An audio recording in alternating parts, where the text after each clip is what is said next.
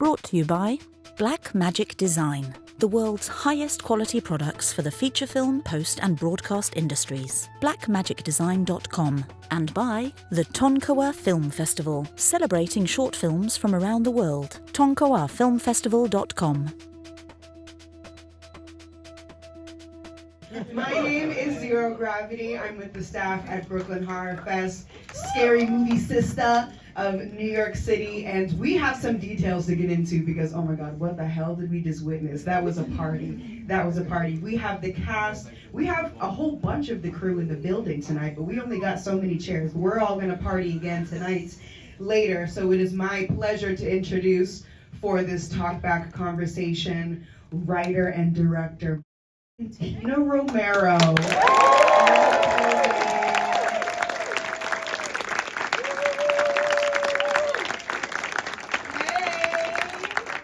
Back in the hot seat, we also have the cast with us tonight, and a healthy amount of us too. We have Samora la Perdida. Come on down. We have Julie J in the building. We got Tomas Matos in the building.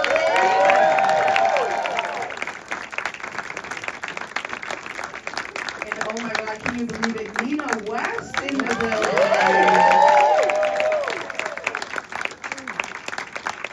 Oh yeah.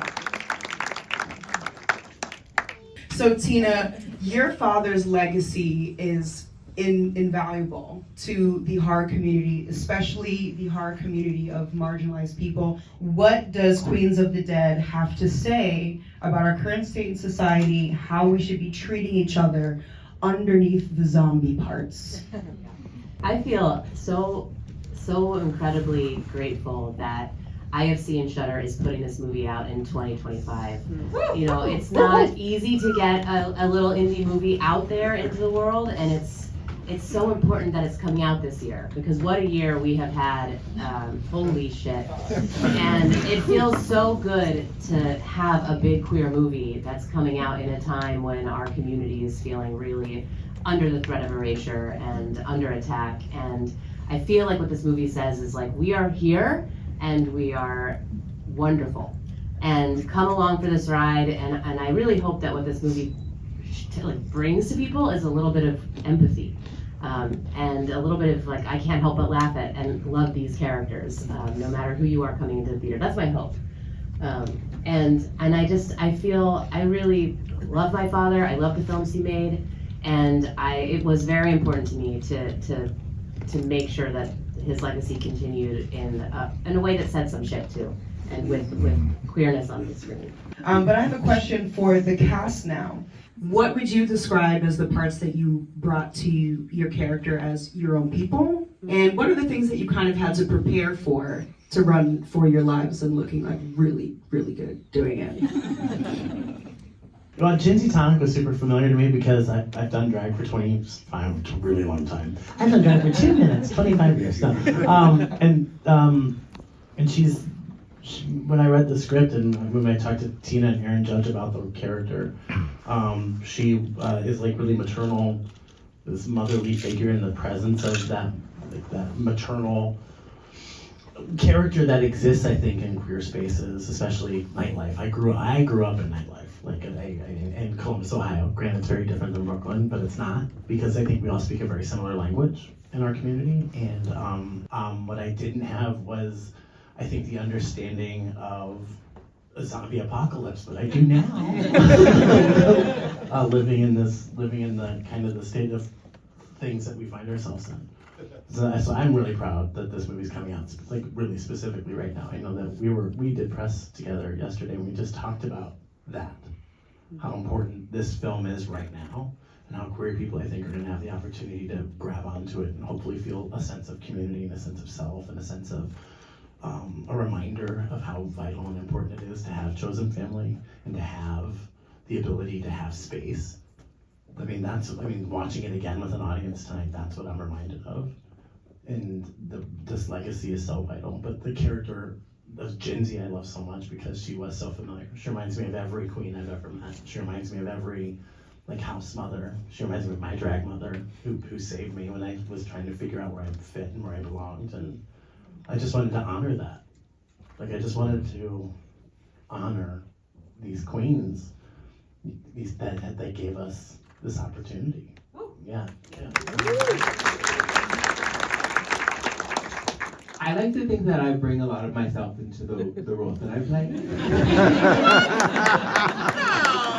Scrumptious! Also think that, you know, like, I feel like I'm scrumptious. Yeah! But I also think it's a testament to, you know, the quote-unquote sandbox that Tina created for us. You know, she allowed us to bring a lot of ourselves to the roles. And not only that, but like celebrated it. You know, I think, but it's also, it's a testament, you know, because it's not always like that. But yeah, I think the thing that maybe I struggled with the most with Scrumptious was they're like, whenever I feel like I get into like, I face a wall, I fight, but it seems like when I first was reading Scrumptious, I feel like they ran, you know, like in the face of adversity, they were a runner. But me, I'd be like, bitch, I'm fighting you. You know what I'm saying? Like, I'm like we throwing hands. So I think I just had to understand that concept, which I think, thinking about it was their need to be seen. You know, and when I feel like, because I can relate to that as well, like the feeling of yearning for someone to understand who I am. But I do it in a way that's like, I throw it in your face. You know, I do it unapologetically. And I think Scrumptious does it the same way, but I had to understand why the running away of it all. You know, why the yearn for acceptance within the community. But I also can relate to that as well. Yeah, I went on the tangent. But yeah, that's what I think.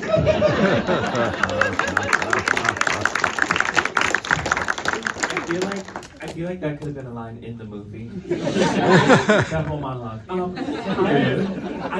I was thinking about this recently.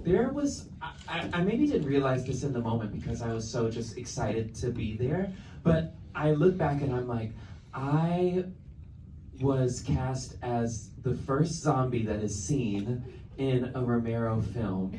Yeah. But while I was filming it, that did not come to mind at all. And I think that that's a testament to the sandbox that Tina created for us to play in, right? There was no moment where Tina was like, I need you to do exactly this.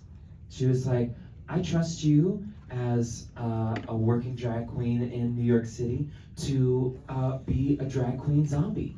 And react very realistically to getting bitten by a priest on a Thursday night. And I was like, yeah, I think I can do that.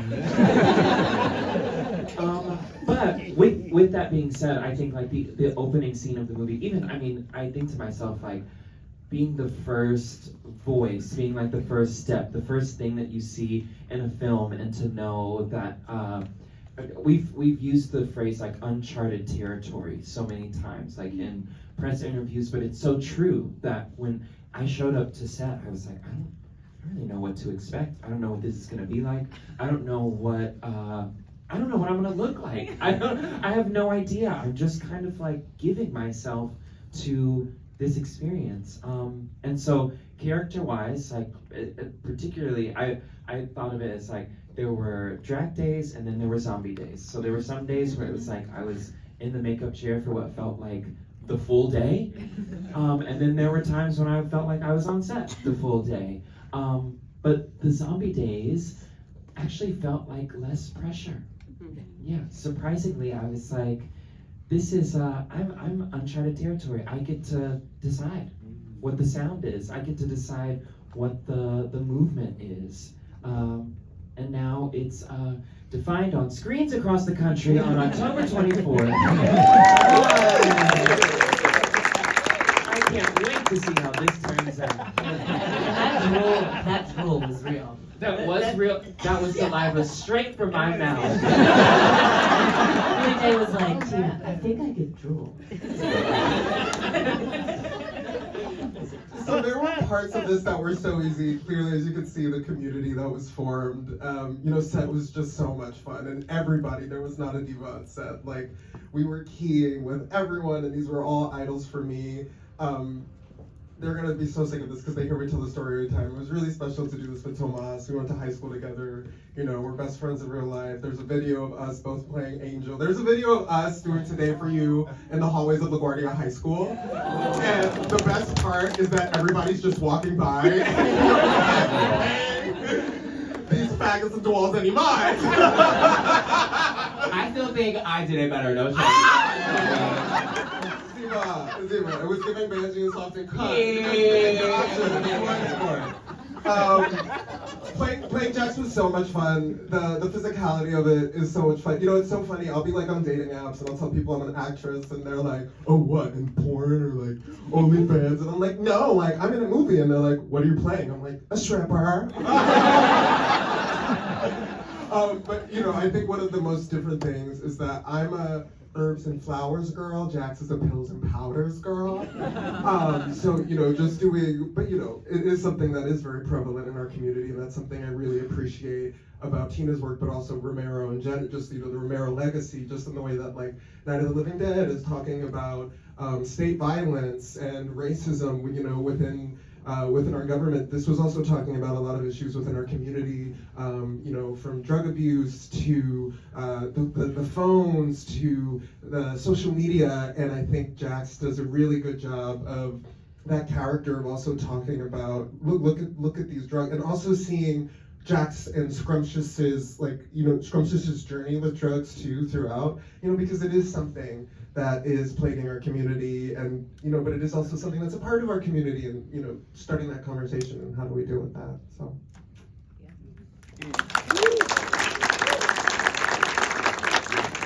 I think this is why Romero zombies are just like kind of untouchable. I want to know how you thought about this. What did you imagine your type of Romero zombie would look like? What would they act like? When you're thinking about how to make this movie and what your villain is going to look like, what was your spin? What were you thinking about? Because we're working with a very specific style, and what we get is something completely different, but also all the same. So I'm also a Dawn girl, and I really like how those zombies are straight up green. Mm-hmm. And so that was the starting place. I wanted to homage Dawn and make them green. And Christina Grant, the head of makeup, she and we talked. I had a deck before I had a page on the script, I had a lookbook, and I was pulling a lot of images from the artist Marilyn Minter, who does some really cool art that involves commentary in the fashion industry, and she's taking saliva and pearls and gold and blending it all together in this way that is both disgusting and gorgeous. And I wanted to channel her and this idea of glam gore. And I was hoping that, well, first of all, I personally am a little sick of seeing hyper-realistic zombies with like jeans and flannel and rotting flesh. They're great, but I was ready for something new. And I wanted to do glam gore. And I knew from the beginning that I wanted to put glitter in the blood.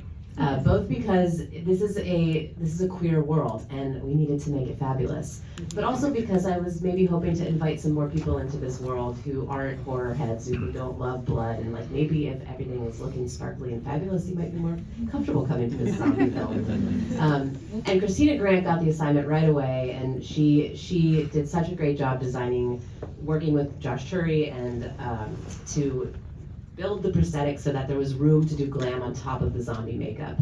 And she found the perfect color of green. We added a little bit of shimmer. She was like, do you want this glitter or this glitter? And she just nailed it. And then on top of that, David Tabbert came in, and he and I had been jamming for years about the fact that these zombies are freshly dead on a Saturday night in Bushwick. Like, they're gonna be in going out looks. So what are they wearing? It's probably shimmery. It might have sequins. And I was really interested in dressing up these zombies to make them look as interesting and fabulous as possible. I love that these zombies look different. I love the way they look. This is the BTRP Media Network.